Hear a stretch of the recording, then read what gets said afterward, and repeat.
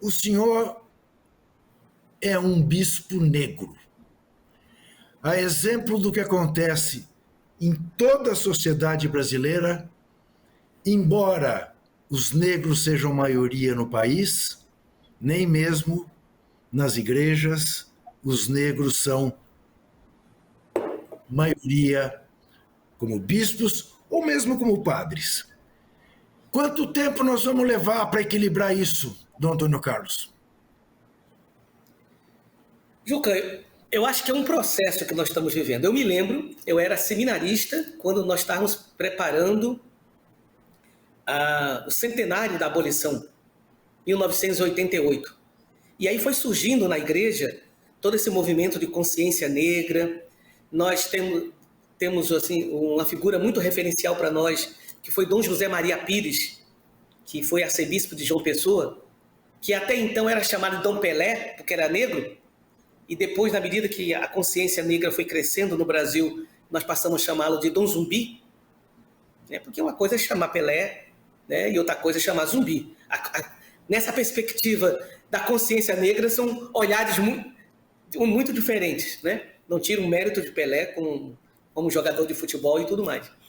Pois bem, e aí nós fomos crescendo. Eu acho que isso hoje já avançou. Existe um grupo, por exemplo, de padres e bispos negros que se reúnem. Acho que é uma consciência que vai avançando, que precisa avançar mais. E, sobretudo, minha gente, perceber que o racismo, ele é estrutural, ele está em todos nós. Eu digo assim uma imagem, os preconceitos, eles são como um gás, que você entra na cozinha, você está escapando o gás, você corre lá e fecha o botão, mas não deixa de inspirar. Então, numa cultura machista como a nossa, de vez em quando, todos nós nos traímos com a expressão machista. Numa cultura homofóbica, nós nos traímos. E na cultura racista, também os negros são racistas. Eu lembro que quando eu trabalhei na Cidade de Deus que era tão marginalizada pela cidade do Rio de Janeiro, porque era uma área violenta, mas entre mesmo na Cidade de Deus, aqueles que moravam mais perto da saída tinham um certo preconceito com aqueles que moravam lá dentro. Você vai lá dentro, lá é perigoso? A mesma coisa que se dizia isso lá no Rio. Quantas pessoas que para arrumar emprego no Rio moravam na Cidade de Deus tinham que dar endereço diferente? Porque se desse o endereço Cidade de Deus, não arrumaria emprego. Então, isso está na alma. Nós estamos falando, minha gente, de 300 anos, mais de 300 anos de escravidão no Brasil. E nós estamos sofrendo as consequências ainda da escravidão.